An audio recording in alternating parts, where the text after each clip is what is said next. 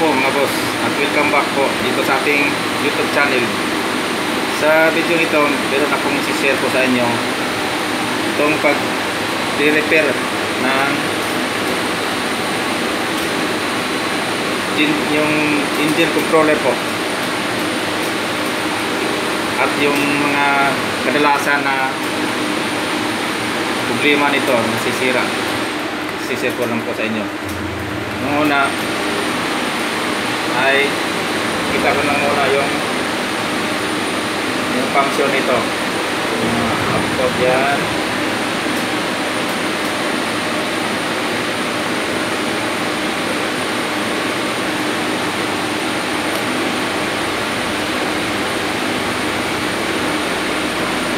Ito po kasi yung ginagamit pag papaandar ng makina ng mga malaking generator.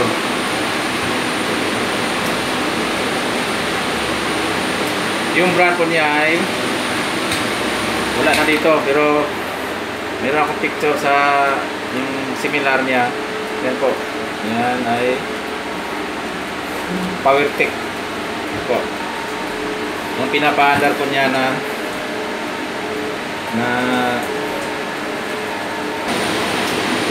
yung pinapaandar po niya na generator ay yan. Yung picture po yung malaki po generator. Yung makina ayan, yung engine po, yung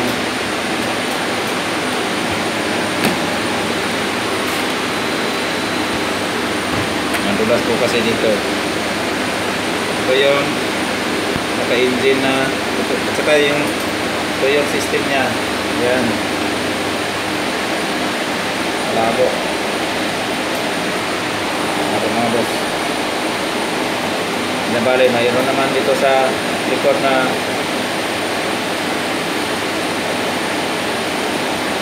dito sa sa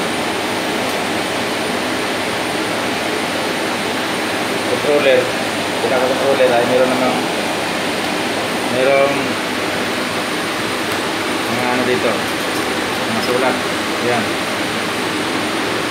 kasi kaya lago din yung camera natin ay hindi nagpo-focus. Sinsya na po mga boss kasi pangit kasi yung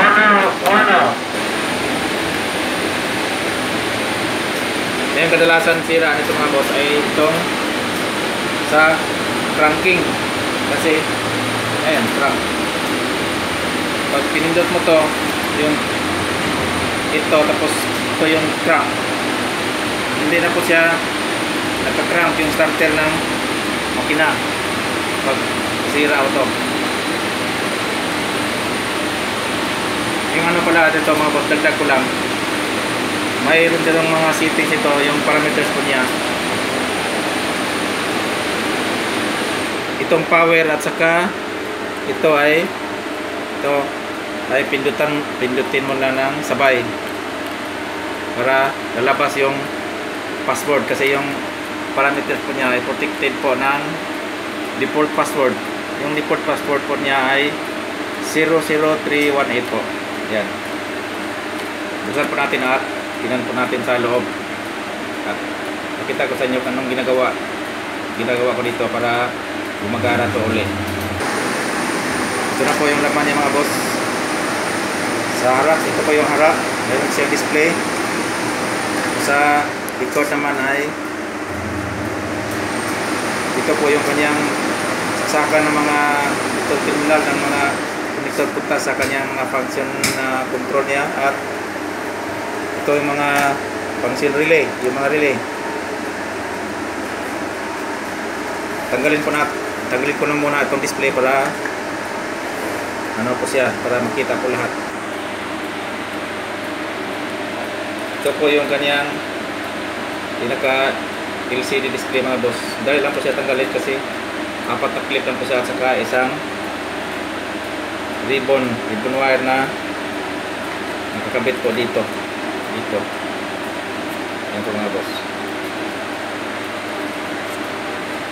Yung mga ganito engine controller po gamit namin dito sa mga units namin ay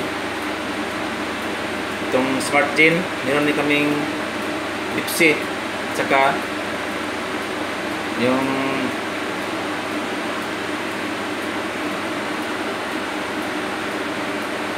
ito, itong PowerTech. PowerTech ito. PowerTech Smart Gen saka yung Dipsy na controller. Pareho lang po sila ng controller pero magkaiba po yung relay na ginagamit. Ito ay yung mga control relays po niya ay 5 volts po yung coil. Yung sa Smart Gen po ay 12 volts. Yung sa Dipsy naman po ay 9 volts po yung sa Dipsy na mga relay ay ganito. Pareho din dito. Kagaya din dito. Kaya nga lang magkaiba siya ng voltahe. Ito ay 9 volts. 9 volts DC po ito mga boss. Itong sa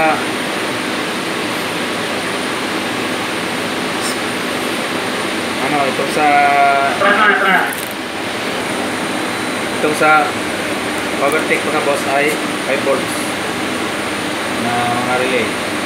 Yung kadalasan masira nito ay yung cranking kasi ito po yung kadalasan ginagamit para paandar po ng makina ay yung crank kung sira. Yung contact po ay minsan ay umidikit na, hindi na siya umiwalay, kaya pag power mo sa battery ay nagkarang kasi kagad.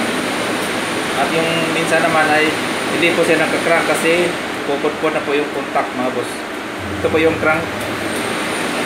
Pag sinusundan mo ay punta po siya dito sa relay na to. Ito po siya mga boss na relay. Ito po yung kadalasan na sira. Ito po ay pinalitan ko na. Kaya nga may bago po yung mga solder. Ito. Kaya pinalitan ko na ng relay. Pero hindi na ako bumili ng relay. Kasi mayroon siyang parang spare. Itong auxiliary for pang 12-13 po na pag 12-13 po na pin auxiliary port ay hindi po siya ginagamit, wala po siyang connection na wire, kaya nga napunta sa dito sa relay ito. Kaya nga itong relay na to ay hindi po siya nagagamit, ito po siya, kaya nga tinanggal ko lang to at nilagay ko dito, pinag-swap ko sila. Pwede naman minsan kung ito ang sira nito ay binalik ko dito. Ito naman ay yung sira kasi nito ay pwede rin naman mga boss na tanggalin lang to. Ito kasi yung problema nito ay ayaw mag-crank kasi wala na yung contact. Kaya nga nilagay ko lang dito para hindi siya bakante. Pero halimbawa iba yung bindikit na yung pwede na rin yung buwan, yung minsan tinatanggal ko na to, tapos ito yung tinanggal ko din, nilagay ko dito, tapos nung sira ay hindi ko na binalik. Ito ay bakante na, hindi na ko nilagyan ng relay kasi hindi naman to ginagamit mga boss. Ganito lang po, saka ano din siya para medyo matagal-tagal rin yung buhay niya kasi yung relay niya ay bago na rin. Saka pa yung display, kung halimbawa wala yung display, minsan dito lang yan sa ribbon wire, puloded po dito, linisan nyo lang at saka dito sa kanya connector dito, linisan na lang. Minsan ay pag okay pa to, naibalik na rin yung display yan, magana rin siya ulit. Yan lang po yung sisir ko sa inyo mga boss, at maraming salamat po at God bless po sa ating lahat. Thank you very much.